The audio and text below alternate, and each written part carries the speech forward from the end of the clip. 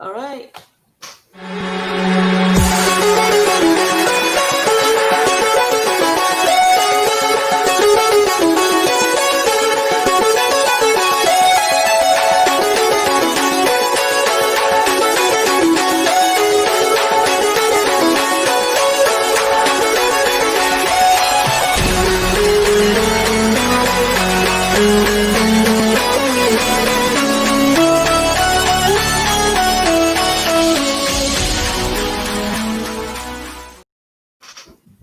All right. Hello, hello. Good evening. Good afternoon. Welcome everybody to the show. How's everybody doing today? Good. Great. Well, thank you. Good. My name is Obi, and welcome to the News with Obi. On this platform, we talk about everything politics, current affairs happening in our local community and around the world.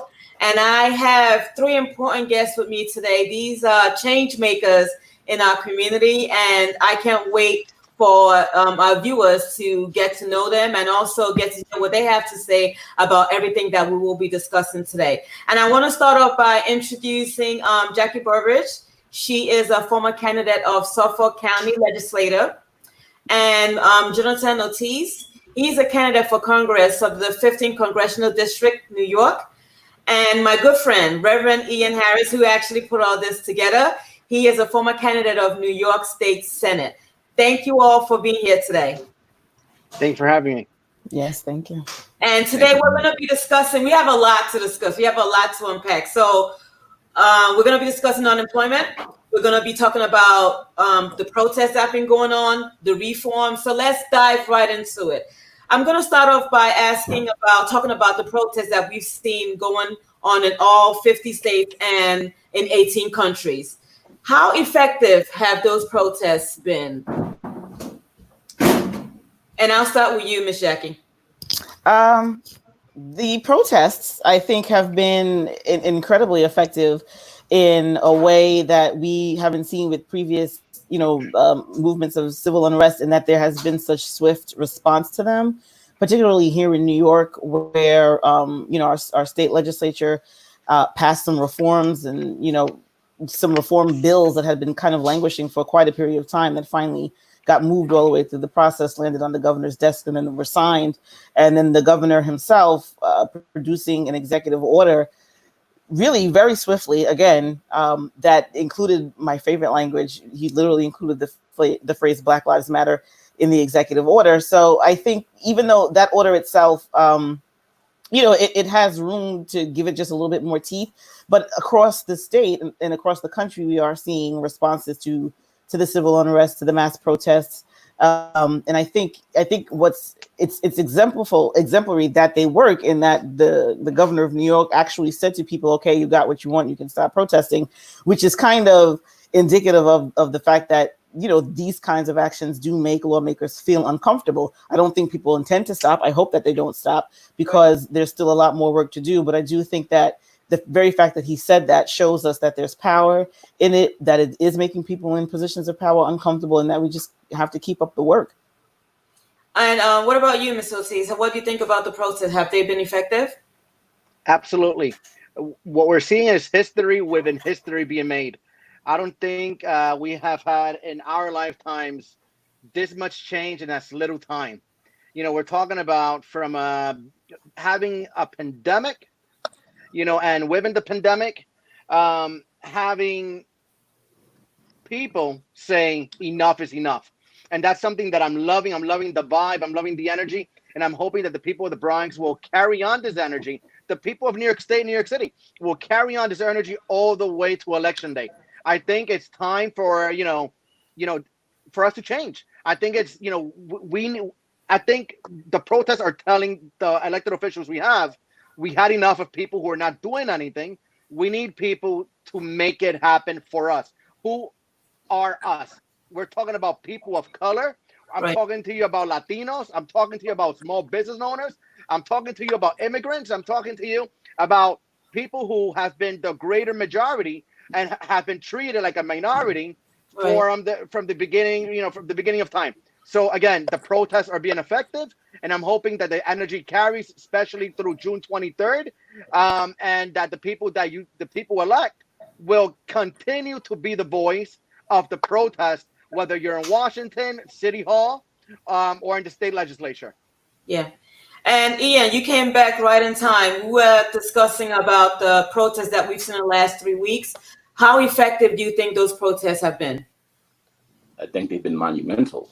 On a state level, look at the laws that have been passed in regards to police reform. On the city level, look at the laws that have been passed in regards to reform. They basically made Juneteenth a national holiday, or they're on the process of making a national holiday. Right. Basically, the people protesting, which are normally people of color and Latinos, and the vastly underrepresented for years, have basically said we had enough and got to the point where people had to listen, and they are listening. It's a shame that it had to get to this point. Yeah. But we're at this point, and I do believe they are effective. Yeah. And I know this is a question I was going to ask later, but for somebody that wants to make a difference and they want to be part of it beyond protesting, what direction would you point them in? How can people start, being more impactful in their community besides just going out there to protest, which is great as well? Our generation is voting. Are you talking to me? Yeah, anybody can take the question. All right. I think our generation woke up. I think the generation, the millennials, we woke up. People are doing what we have to do. I think moving forward, what we need to do is be active participants in our community and call wrong out and call right. I think we need to stop voting for party. We need to start voting for people who are doing the right things for the right reasons. You know what I mean? So I think one way that you can be active is by engaging your community board. And if your community board is not working out, change the community board. You know what I mean? There's a lot of people, even in the community boards, that are not for the community they're in. A lot of naysayers, a lot of people who bring, they're influenced by old politics. And if the community board needs to change, you need to be that change maker. Right. How about you, Ms. Jackie? What do you think? How would you direct somebody about being more active in the community? I think I would start, probably the easiest way to get involved for someone who's looking for that kind of information is to jump on social media, get on Facebook, Google, what your local activist groups are doing, find out who they are, get connected to like-minded people. A lot of organizations are sharing petitions, sharing opportunities to sign up for events or to co-host something or to help plan something or to come to a group meeting. So I think the easiest way to get connected to people that can point you in the right direction in your immediate environment is really to make good use of social media. And a lot of, what was just said, you have to be prepared to engage your local representation because they are the ones ultimately who have the ability to sign a check or cast a vote or do whatever it is that's going to actually influence and impact your day-to-day life. So definitely don't be afraid to contact them, send an email, make a phone call, write a letter. That's always an opportunity to have your voice be heard. And you never, you might be surprised. Someone might have you come in and take a meeting and hear what you have to say. But I would say, I think the easiest way to kind of get glued into what you could be doing in your immediate environment is to really just hop on social media. Yeah. And what about you, Ian? Well, one, before anything else, I have to apologize. I'm severely underdressed for this event with these great minds. I look like I just left a protest. That's fine. Right. No problem with that. The best way to get involved, if you can't be out there, I personally have issues. I can't physically go to a protest. I am having unit issues, and we're still dealing with a pandemic. So if you're like-minded and you're in the same position, you can donate. Every protest needs some supplies, need masks. You can donate. You can reach out to the organizers and donate that way. You can share on social media. Most of the protests I found about were on social media.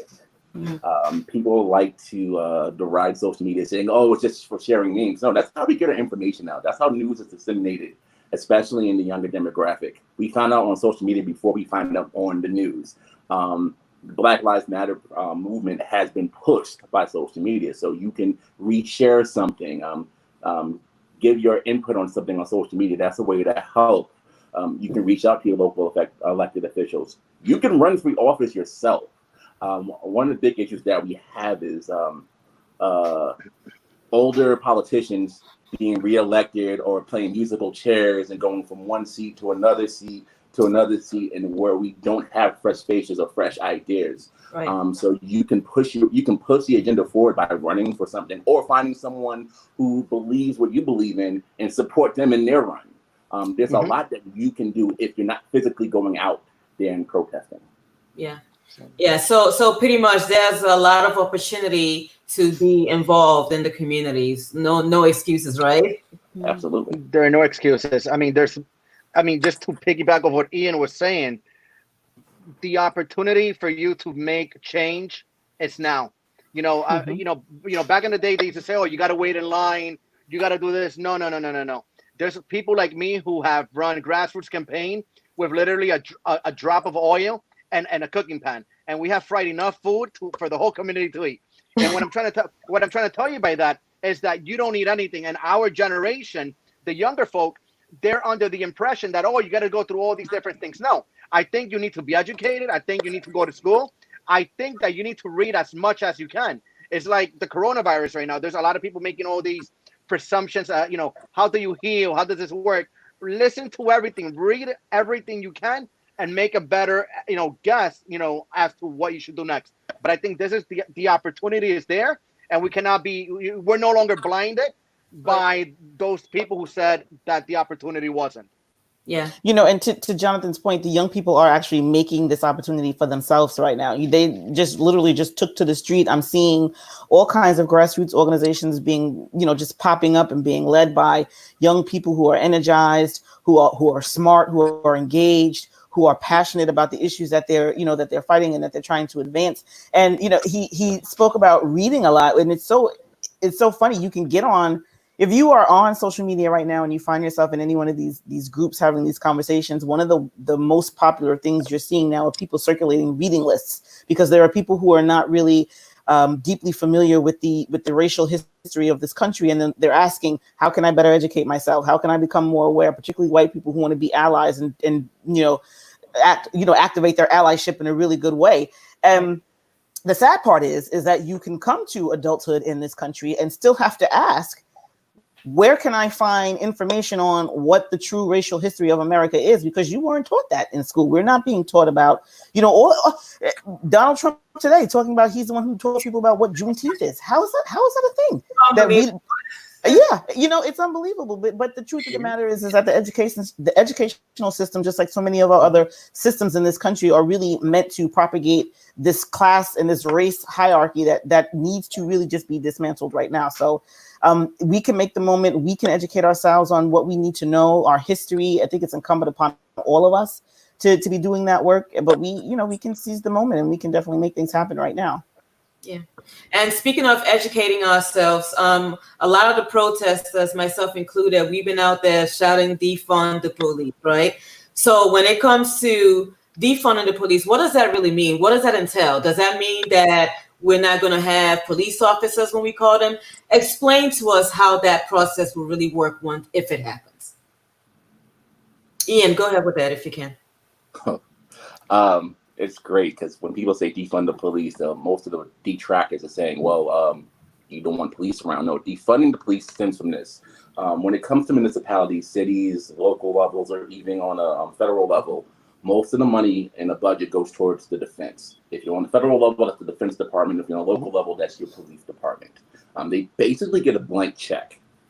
And the city of New York has spent hundreds of millions of dollars on their police department, yet in the Bronx, in the South Bronx, we didn't have money for pencils. We had to do an outside drive for pencils. So if you pull away certain things, certain funds from police departments, so maybe they don't buy the 2020 Ford police cruiser, they stick with the 2019, that money can go towards public. Well, the military tank. Education. It can go towards mental health professions and go towards more things. So what we're saying is we're not trying to shut down the police department because you don't want to call 911 and have the operator say, hey, I'm getting robbed. Hold on, we're going to send thoughts and prayers. No, you want the police to show up. However, what we're saying is we have to be more financially prudent with how we're spending our money and how these budgets are being allocated. So we can say, okay, maybe they don't need a new police department, but we can spend this money on a new hospital or a new school. So that's what defund the police really means. Yeah. Anyone want to chime in on that too? Yeah, I want to expand a little bit on what Ian said, because I've heard the defund the police movement kind of described as a spectrum, and I think that's an accurate description, because there are different levels and different trains of thought in regards to that movement. And there are some people, actually, when they say defund, they do mean defund, and they do mean to abolish the police, and they want to dismantle policing and law enforcement as we know it, because law enforcement, again, is another tool that was created to violently oppress Black people, from the early slave catchers through police forces that were upholding Jim Crow laws, to the FBI and their COINTEL program that was, actually murdering Black revolutionaries. And so there are people who are saying, why is that the system that we think should be keeping us safe? We should be getting rid of that. But I do think, to Ian's point, the overwhelming majority of people are really just saying police budgets in this country have become so bloated that we need to be taking those funds and reinvesting them in things like education, in things that actually can support and undergird community health. If you look anecdotally at communities that we know tend to be more affluent, tend to be more white, where crime rates are low, you don't see cops sitting on the corner pulling over every other motorist that drives by. So, just from that casual observation, you can see that the correlation between a heavy police presence does not equal safety. Right. So there are other things that we should be offering our communities in order to, speak to their safety and to promote safety and well-being. And a lot of those things are housing. A lot of those things are investments in mental health. Every crisis call that someone puts out to 911 does not need an armed response. But in this day and age, essentially, that's all you're going to get. Yes, and there are cities across the country now that are looking at ways to kind of decrease their police footprint and say, all right, well, if someone is having a mental health crisis, do we need to send an armed policeman? No, let's train and send a skilled mental health expert that can actually de-escalate a system, because the police that are in our neighborhoods are not really, the car says to protect and serve, but the training does not say that. The training says when you encounter someone in the street, you make sure you get home alive at whatever cost. So how are you protecting us when you are protecting yourself from us? It doesn't make, they can't coexist at the same time. So the defund the police movement, I think, just really on its face is just a lot of common sense to me. And I'm going to switch gears a little bit, still about the police department. Cuomo signed into law a few days ago the repealing of 50A. Talk to us about how important this moment is. And Jonathan, I'm going to start with you on what that really means. Absolutely. So repealing 50A basically means that now the public could see the disciplinary records of any police officer in our communities. So that means that right now what they're planning to do, de Blasio, the mayor, what he's going to do now, he's going to online publicly, you could basically do a query for Officer Johnson, Google his name, and you'll see whether or not he has any infractions in terms of discipline. My thing about it is this. I love it. I think, we're the taxpayers, we're paying for it, right? We should be able to see what our officers are doing. But at what point do we say Officer XYZ has done way too much, right? Because, if I look at an officer's record and he has 15 different, files or filings from 15 different people, right, that say that he has done this, he has done that, what is the police department doing? And I don't think taking away vacation time is enough anymore. You know what I mean? Because that's the thing about cops. Something happens, we'll take away they'll take away a week, they'll take away 2 weeks. That's their penalty. That's not, for me in particular, that's not enough. I think, and I'm sorry, I'm going to bring this back a little bit back towards defunding the police department. We all know we're not going to abolish the police department. That's something that, I think people need to get, clear. We're not going to, but I think we need to reinvent it. I think we need to go back and say, you know what? The police department, it's not helping the people the way it was supposed to be helping the people when we see courtesy, professionalism, respect. All right. So I think just the basics, like having a 2-year degree, I think that's way too little. I think a police officer, at the very least, should have a bachelor's degree. I think at the very least, we should have that police officer, before he's even called a police officer, he should serve in the community in a not-for-profit organization, in a community-based organization, and then let the people decide whether or not that person should be a police officer. I mean, it might sound like too many steps, you know what I mean? Or, there's going to be ways to fix it. But I think someone who's going to get a pension after 20 years of serving me, should get that much vetting. We should actually have that much vetting in the process, because we have a lot of cops here in the South Bronx that, you know, they see me with a hoodie, they'll see Ian with a hoodie, and they automatically assume, you know, we're probably thugs or we're doing something wrong, not understanding that he's a reverend and that I'm a congressional candidate, you know? Yeah. And these are the types of things, you know, in order, you know, yes, we have to defund the police and take away, you know, again, the police departments are very top heavy. A lot of them are very top. You have the commissioner of commissioners, a commissioner, you know, and, you know, we're mad. Why do we have so many commissioners? Why do we have so many people? You know, there was an old saying that we have too many chiefs, not too many Indians. Right. You know, and that's something that I see. It's clear as light. We see a lot of people who are making a lot of the money, but the people who are making a lot of the money in the police department are not the ones that are handling the people. And those are usually the ones with the most education too. And that's something that I want to bring out, that usually the people on the top, especially in the police department, a lot of them are the ones who have their higher level degrees, and that's why they usually don't get in trouble as much as the police officers at the bottom. Yeah, and for people that are joining us, welcome to the tonight's show. We have a lot that we're going to be talking about, and I'm sure is of interest to you, even if you don't live in New York. But as long as you live in the States, and New York has actually been one of the states that have set precedents for changing a lot of laws. So if you live in another state, this will apply to you as well. So since we're talking about the police, defunding them and what that really means, we want to talk about a little bit about Carrio's Law. And this is where a Black police officer in Buffalo, New York was fired back in 2006 after she stopped her white colleague from choking a suspect. Now, in the wake of George Floyd's murder, it has actually brought this up to light, especially since the officer that murdered George Floyd is going to be getting his pension, and she's not going to be getting her pension. So talk to us about this law and what lawmakers can really do to really help her. I'll start with you, Ms. Jackie.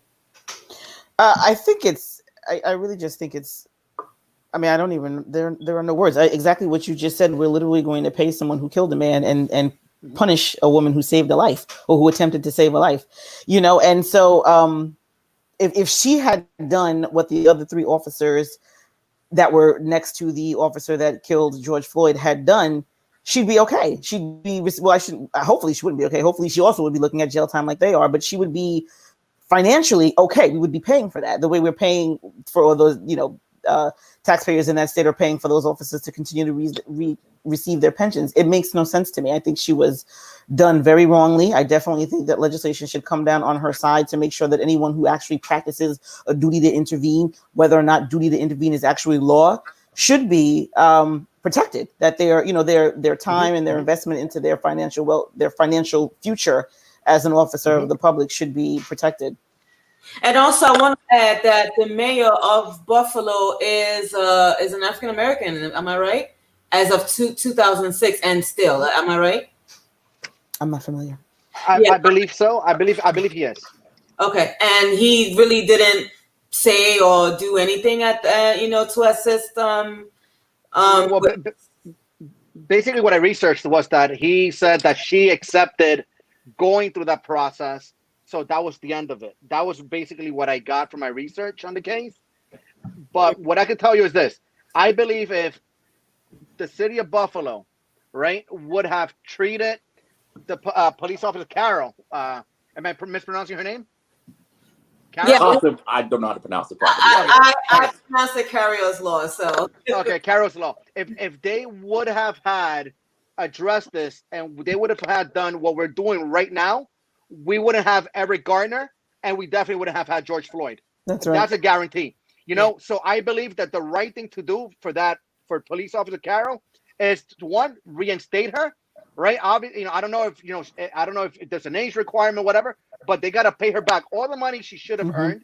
They got to give her pension back, and they got to apologize to her. I don't think anything less than those three things is a misjustice, right? You know, it's like, you know, there's an error and you know you can fix it. They have the opportunity to fix it and do things right. They should do it now. And Ian, you want to add to that? Well, a couple of things. One, because you brought up that the mayor of Buffalo may be African American. I think you're right in that one. For the last 25 years, up until about 3 or 4 years ago, the mayor of LA was a black man. but LA had a bevy of issues between the LAPD and African American or Latino or people of color. So there's not always a correlation between person of color in office and the citizens. When it comes to Officer Carriel, I believe that City Council, the president of the City Council, issued a bill that goes before the mayor's desk. The one they have to find out how many days were left because she got fired a couple of days, maybe a couple of weeks before she was already set to retire. That's how she missed out on a pension. So they're going to calculate how many days were left and see that they can give them to her so that she can get that. And then there's also going to be back pay and things along those lines. There's also a bill, part of that bill, that requires officers to say something that actually requires them to say something. Let's say I'm an officer and I'm beating someone down. My partner has to stop me. If they don't stop me, then they're in trouble. Mm-hmm. And that should be the case. As Jonathan said, if that law was passed, we wouldn't have Eric Garner. We wouldn't have George Floyd. We wouldn't have so many countless others because the bare minimum is, hey, you're killing this person. You're using excessive force. I'm going to step in. And if we had more officers like that, then we wouldn't have this issue. And it shouldn't be something that's brought before a law. This should be this common decency, but we're lacking that. And just to add really quickly, in terms of mayors and other elected officials, local police unions and PBAs are very heavy donors of, political candidates of all colors, all political affiliations. They will support the candidates that they think will be friendly to them once in office. And so there's really no, generally speaking, I don't think there's much of an expectation as to how we might assume that someone might act in office based on race, based on whether or not they're Democrat or Republican, because all kinds of people are getting big dollars from police interests. Yeah. And I mean, speaking of the color of your skin, doesn't matter when you're in office. I think this will really open the door for us to start having the conversation about race, because I would think that people of color in offices might want to tiptoe a little bit, so they're not veering too much to the side of the people of a particular race. You guys have, ran for office, been in office. Do you find that to be true or no? Ian? I was going to let Jonathan go, but before that, if you're in the South Bronx, on Tuesday, there's an election, there's a primary. So if you're in the South Bronx, vote in Jonathan Ortiz. I'm going to do that. I believe he's a man for the job, and I believe the current front runners aren't. But in regards to color and playing in the office, Jackie brought this up too. Most of the people who win are people who get heavy donation dollars or have really big coffers. And normally those coffers come from big organizations such as the PBA, real estate. Real estate is huge. And things along those lines. And then you're basically towing the line or shucking and jiving in order to secure those dollars. And then when you're elected, you want to get reelected because that costs money too. So now you're trying not to offend anybody, hoping that you get those reelection donations. We need to do something about that. That's why I'm a big fan of donation limits and contribution limits. So you don't end up being sold out, because many people go into office idealistic and come out corrupted. Not everybody, but many. We need to be very careful of that. As it comes to being a person of color, the conversation of is this the time to have a race conversation? Andrew Gillum, who ran for governor in Florida, said this once. He said, "I was born black and I'm going to go to sleep black." There's always been a conversation of race as long as I've been alive. Yeah. Same thing with Jackie, same thing with Jonathan. We've had these conversations. We've experienced it. Whether it's been getting into school, promotions, walking to a CVS and getting chased around, having people respect us.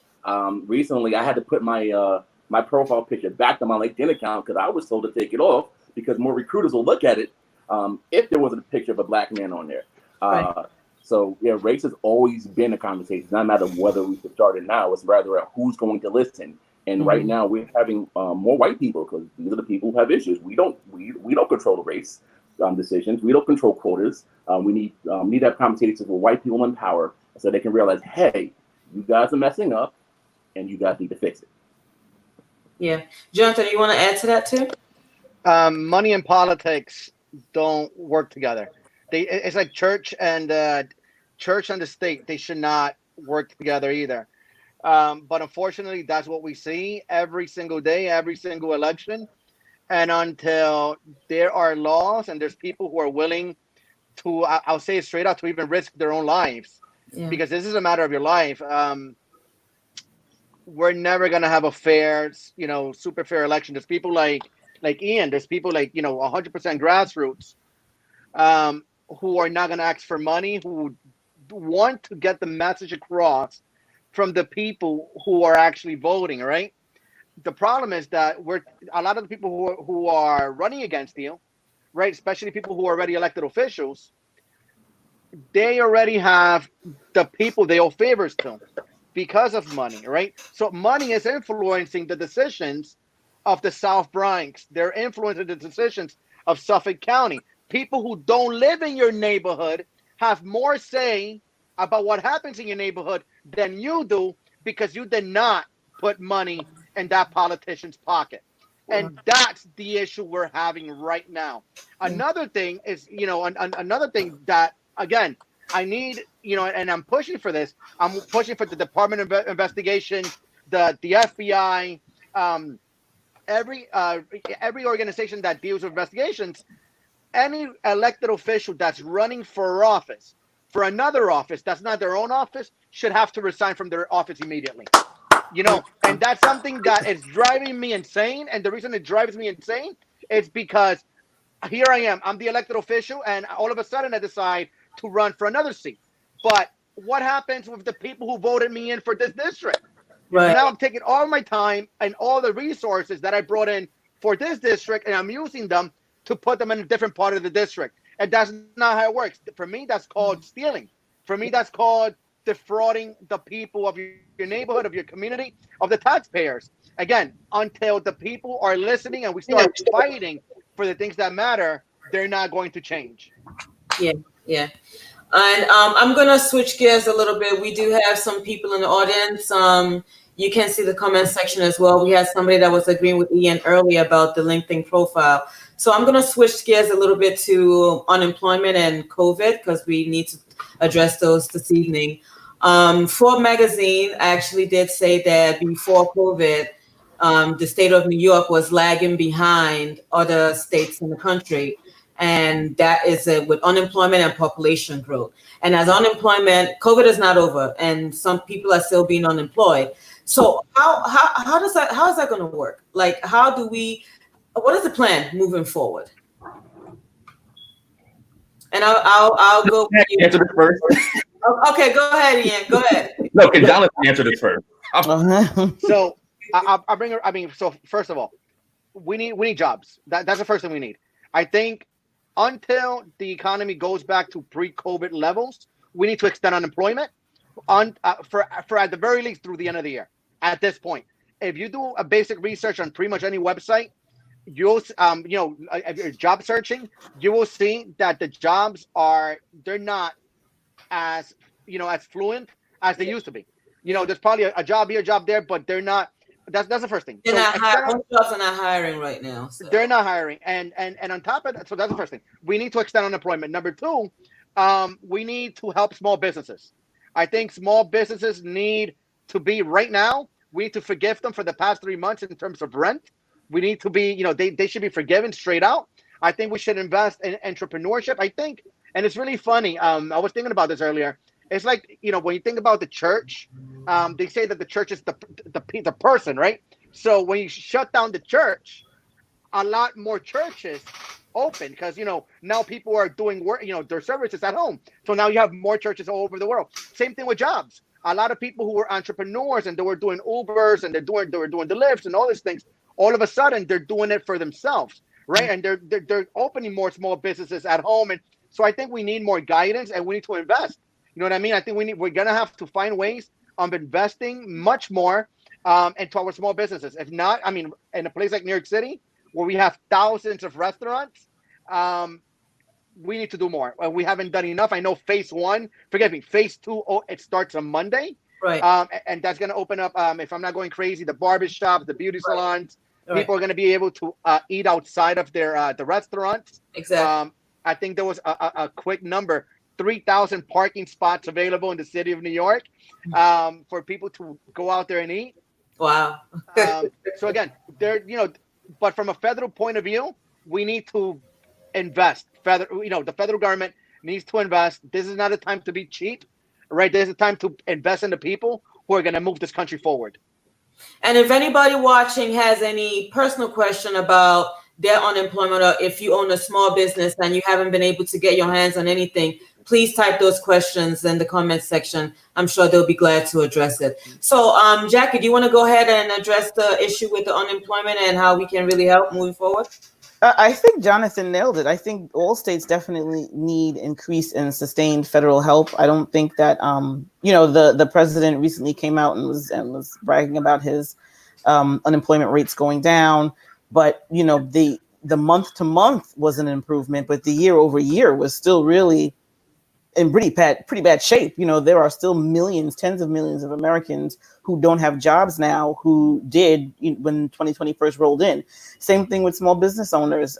They really need some support, and the federal government again needs to reevaluate how they were dishing that support out, and how so many large businesses with small franchises actually got so many millions of dollars in money that was meant to be for small businesses, which is another thing that I think was pleasant to see here in New York, that the governor took the initiative to create a funding stream for small business owners right here at home, particularly targeting MWBEs, minority and women-owned business enterprises.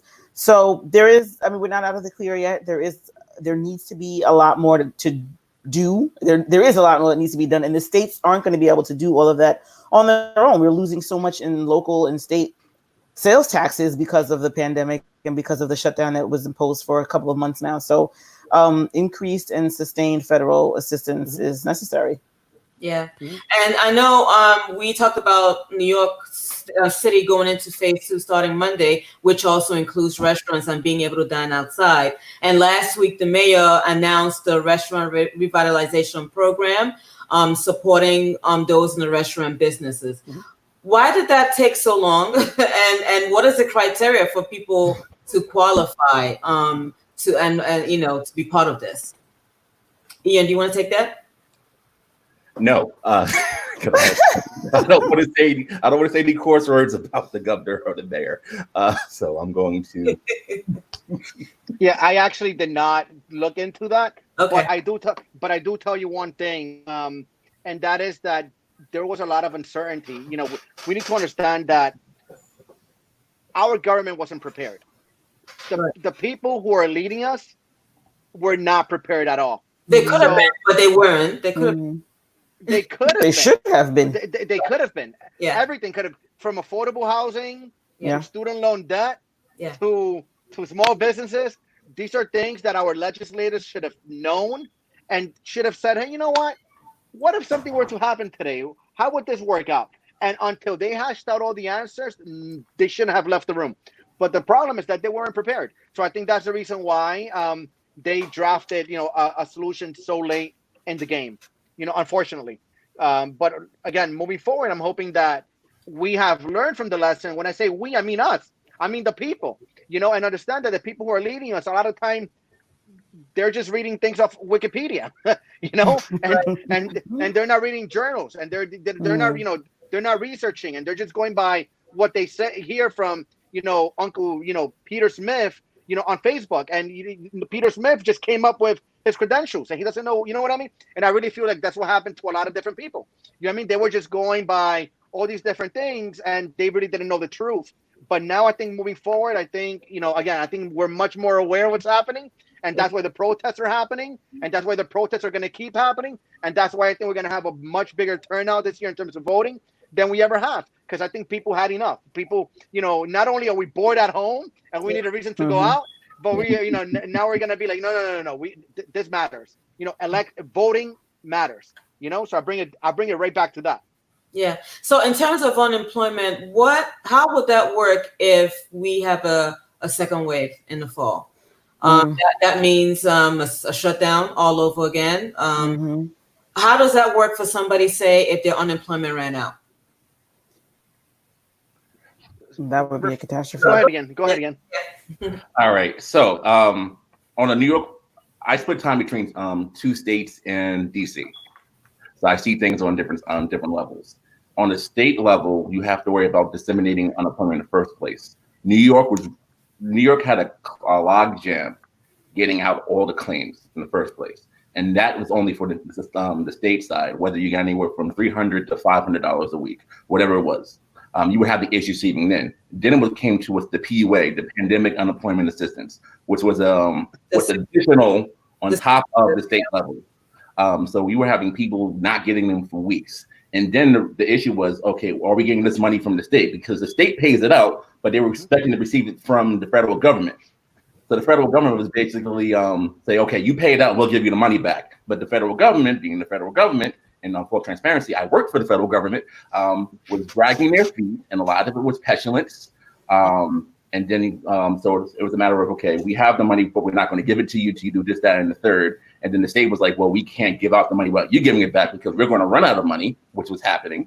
So moving forward, I hope they're prepared for a second wave, but I can actually see less money being disseminated or shelled out because the federal government's going to say, hey, we ran out of money. And then local or state government's going to say, hey, we don't have any more money. We're still trying to give out money from the first wave. And then you're going to have people who are paying $1,800 a month for one bedroom apartment, haven't been able to work for months, and say, hey, I can't pay for anything. That's why there were so many food drives in New York City or in Long Island over the last couple of months. People weren't getting their unemployment, let alone paying for the rent, because you can't evict anybody. They keep pushing back the eviction laws, but people couldn't buy rice for their kids. Yeah. So I'm definitely afraid of a second wave. I really don't know how it's going to work out because I don't have confidence on the state level or on the federal level. Yeah. So can I add something to that, Ian? Yeah. For those of you who are listening and are not aware of what's happening with unemployment, first things first, the government authorized for 3 months, for approximately three months, an extra $600 boost towards your unemployment, regardless of where you are in the United States. So if you're in New York and you made $100 million a year, or you made a certain amount of money, the state gives you a certain amount of money based on how much money you made. The maximum in New York City is New York State is $504 per week. Before taxes. So they'll give you $504 and the government was going to give you an extra $600. A lot of people are making much more money now than they were making before, their jobs. So a lot of people, let's keep it real. A lot of people are just like, you know what, let me hold on a little bit.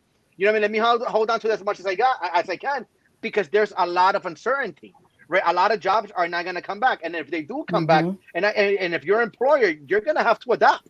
You know what I mean? We're living in a season right now that if there is a wave, a second or third wave, and it's as bad as Dr. Fauci is saying, and if it's as bad as history has told us that it has been, we are going to be in trouble. Right now, employers are going to have to adapt to us working remotely.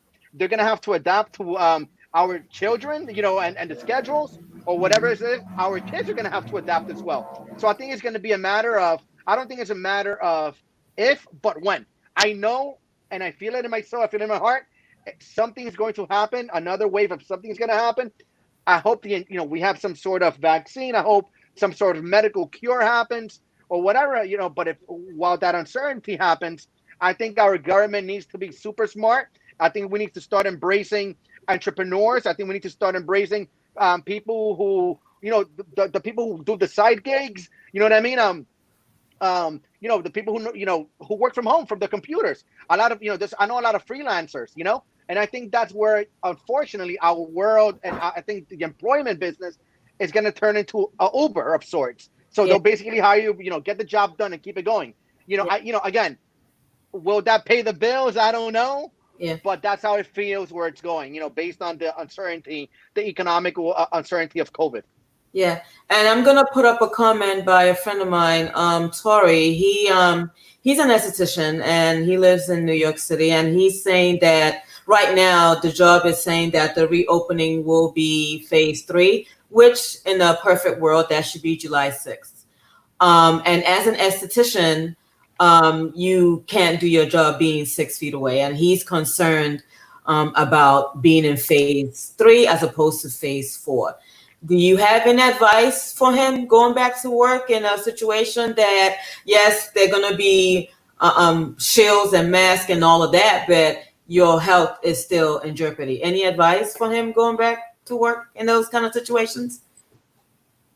I was always taught to let the woman go first because they're normally right. So I can go ahead. You know what? Unfortunately, I don't know that there is that there's actually concrete advice that can be offered. It's almost an impossible situation. You know, we do have to do what we can to maintain and protect the public health. But yes, people have the need to earn money and to support their families. So it's an extremely difficult position to be in. I would just advise that, you know, if there is any way to get creative, as we've seen other small businesses do, and services that you could offer that would maybe allow you to kind of get back to work a little earlier than phase 4.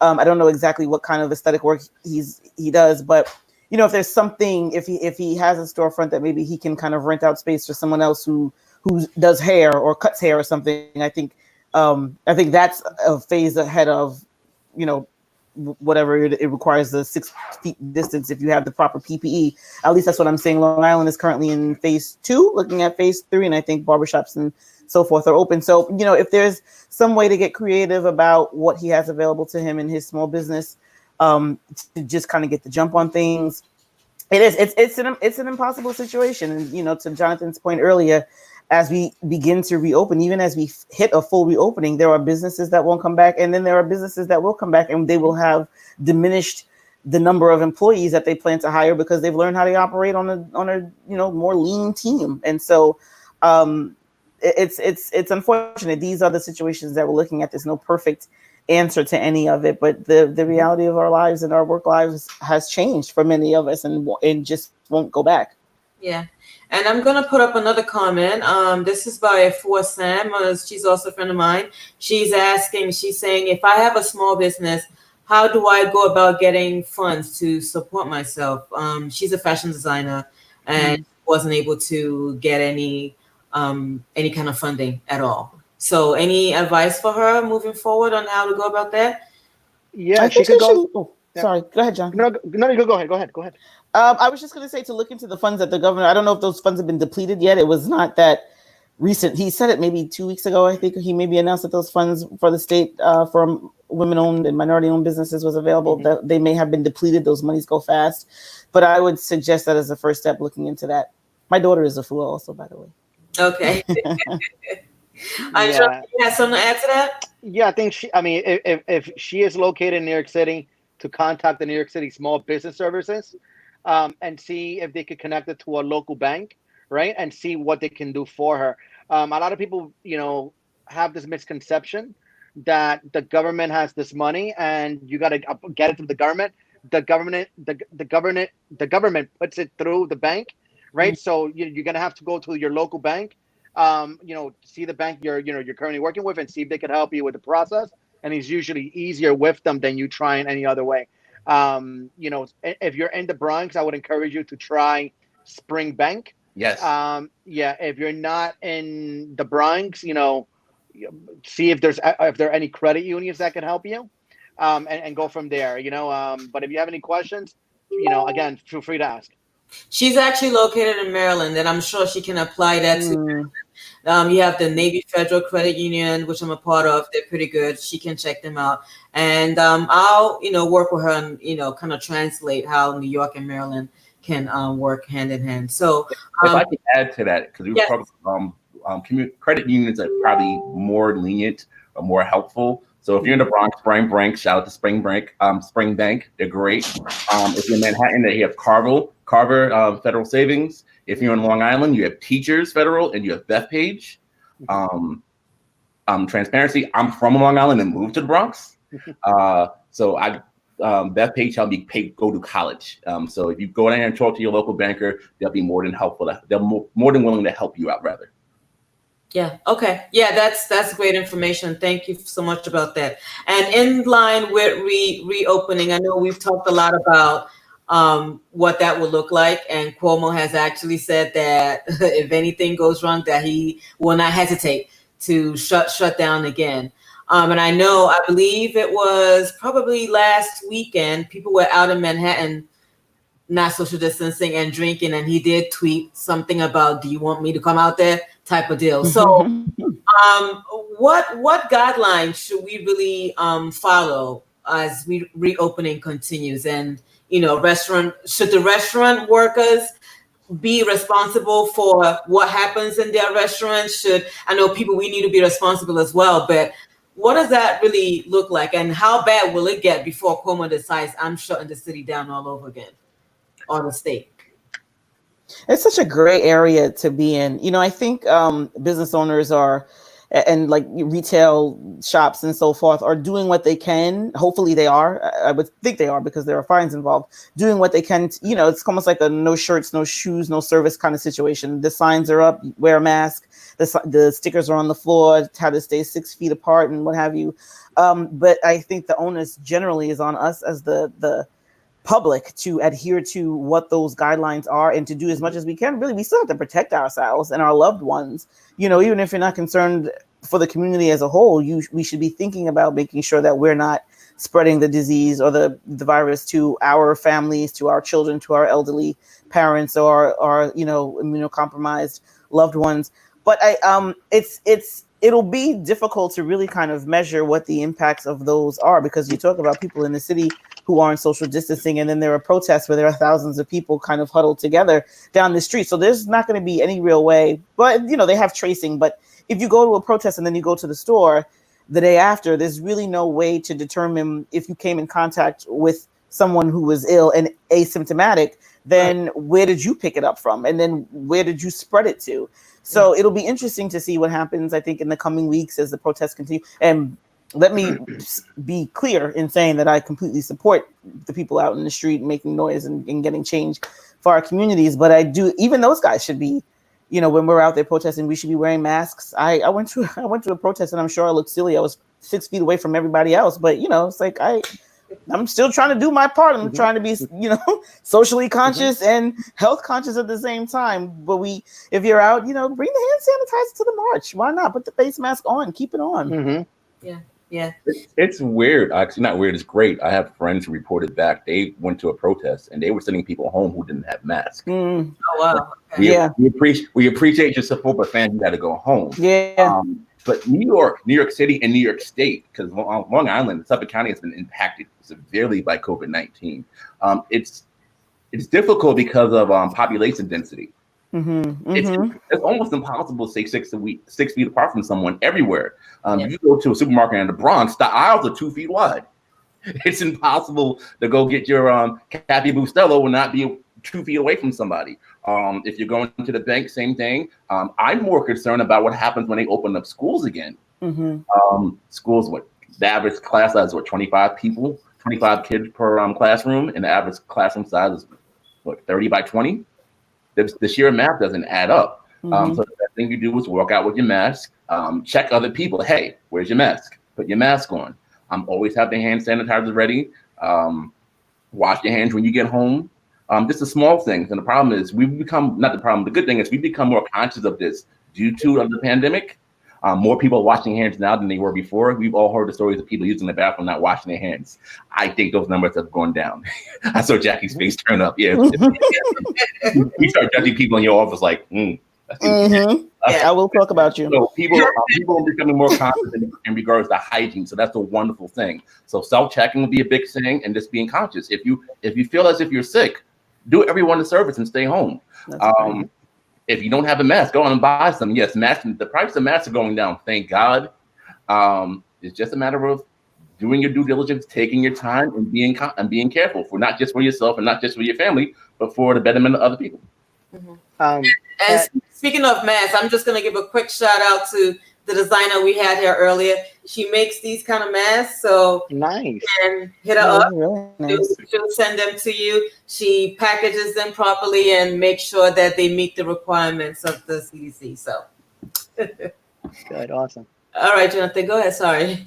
No worries. I was just thinking to myself, and this is something that I think is true for everyone. The same way people were not washing their hands, people were not working out, people were not eating right. And I think this pandemic either it made you better or it made you worse, and I think it's time, again, I am in the epicenter of the pandemic. which is the South Bronx. The Bronx has been hit the hardest out of everywhere in the whole world. A few weeks ago, it was the worst place. Right now, yeah, we're getting better. The numbers are much better. And sometimes listening to Cuomo sounds like I'm listening to my mom. It sounds like I'm listening to my dad. It sounds like I'm listening to Dave Chappelle when he played Diddy in that episode. Hey, I'm shutting down the studio. I'm shutting down the studio. Right. And that's how I feel sometimes. But let me tell you something. We're dealing with something we cannot see. And because we cannot see it, we got to be conscious of others. It's like the fireworks at 2, 3 o'clock in the morning. There's veterans in our community. There's people, who are trying to put their children to sleep. There's people who are trying to go to sleep. And it's not only happening here in the Bronx. It's happening everywhere in the city and apparently throughout the country. Right. So, these are the types of things we need to be concerned. Yeah, Cuomo might be the way he is. He might be a little bit stern. But let me tell you something. His job is to take care of us, right? And if it means he needs to shut it all down and figure out again, that's what he's going to have to do. You know what I mean? It doesn't mean that, oh my God, I support everything Cuomo does. No, but I do support helping my community. And I know that we suffer from diabetes. We suffer from hypertension. We suffer from, a lot of mental illness in the South Bronx, right? And we need to do our part. That means that you do need to go for a walk. That means that you do need to try to get some physical activity at home. It also means that you got to stop eating at 11 o'clock at night, pork fried rice and chicken wings. You know what I mean? We need to do our part. No, we need to do our part, because then we just complicate things for the medical field. You know what I mean? Like, not only because of the COVID, but because our own physical activity. It happens to me all the time. I'm always eating chocolate chip cookies and I'm eating things I shouldn't. And I know that my family has diabetes. I got to be concerned. You know what I mean? Because if I don't do it now, no one's going to do it for me. So it's, just my 2 cents on that. Yeah. That's you have something to add to that? No, Jonathan just made me feel bad about ordering chicken wings and French fries, but great. It is true. And again, Tuesday, June 23rd, if you're in the South Bronx and there's a ballot for Congress, New York 15, please vote in Jonathan Ortiz. I'm going to do so. I'm actually driving up from Atlanta to do so. And my heart breaks. Because again, I'm from Suffolk County, and Jackie ran a great race recently, and I can't wait for her to run for something again. I may change my address just so I can vote for her. Then everything's in the Bronx. But anywho, any plans of running again, Jackie? Soon? Not right now. Not right now. All right. Well, whenever you are ready to run again, we're here to support. Let us know what we can to really get the awareness out there about everything. I appreciate that. Yeah. Thank you. And I thank Ian for his support too when I was running. Yeah. Ian is a great resource. Ian has always been about the community, has been a huge community change maker. And we need people like him. We need more people like him. So, and I want to start, closing the show down a little bit about when it comes to the 2 pandemics we have going on. We have the coronavirus and we have the issue about social injustice. And we know that when it comes to race, that discussion we need to start having that discussion. It's important. How do we go about having the discussion in our community, with our kids, with white people? How does that really look like? Because we've been tiptoeing around it for a very long time. So we gotta open our mouths. We gotta open our mouths. Even if your voice shakes, like they say, I think the time for you to be scared, it's over. I think there's a time if 20 years from today, you want your child to go to college and not feel like they're the minority, if you want your child to go to school in 5 years from today and start reading the new books that they're going to be making on world history and find out about the change we made today, I think it's time that you speak up. You need to speak up. We need to start putting the right people to represent us and fight for us. And most importantly, our communities need to vote. You know what I mean? Our grandmothers can, a lot of them, they cannot vote anymore. We need to vote. If we want the change for our grandparents and for our children, the middle-aged people, we need to come out to vote. The 20-somethings, the 30-somethings, this is the time for change. Yeah. I think that one of the good things that's coming out of this time is, and I see a lot of people criticizing some of these corporations that are just kind of coming out and saying, oh, Black Lives Matter, and putting out a statement, and essentially that's it, as if it's performative. If there are a lot of corporations are putting their money where their mouth is, literally with millions of dollars, which is awesome. But I think there is value in even just putting it out there into the conversation, into, the atmosphere. The other night I turned on Netflix for my daughter, and there was, like, every streaming service now has a Black Lives Matter category, which is nice. But when I put it on for my daughter in her child profile, there was a collection that they had titled "Representation Matters." Oh, nice. And I was like, oh, this, that's so dope. But just the little kid's profile, you open it up and you see it, and there was some, movies to watch and so forth, because it wasn't that long ago. And my daughter's only 4. And when I say not that long ago, I'm talking about a couple of months ago, that I would sit and think to myself that I grew up in an America as a child where buying a black doll was almost impossible.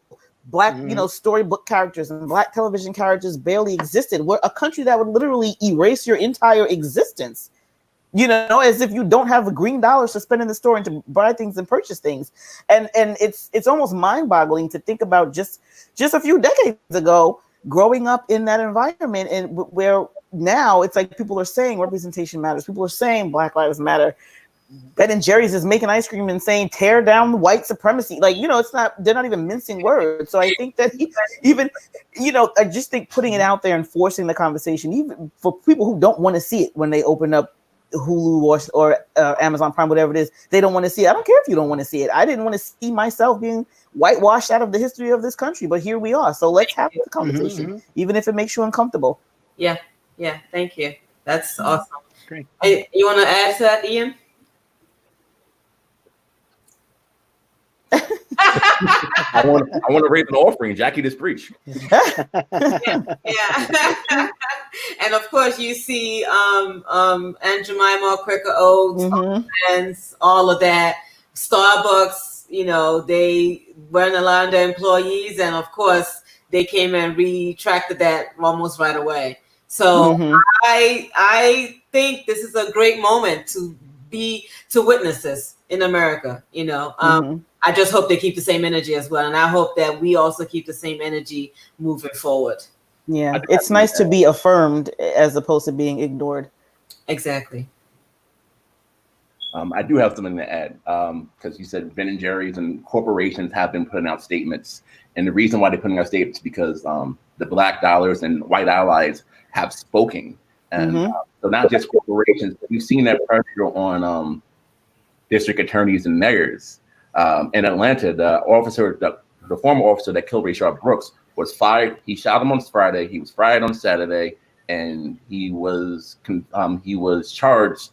Today's Thursday, on Wednesday. So within 5 days, you saw something that would take years. Right. Eric Garner's officer still didn't get charged. He got fired, and it took 5 years. I said all to say this: if you put pressure on people, whether it be corporations or elected officials, change will happen. That being said, someone, for the love of God, please arrest the killers of Breonna Taylor. Keep putting pressure down.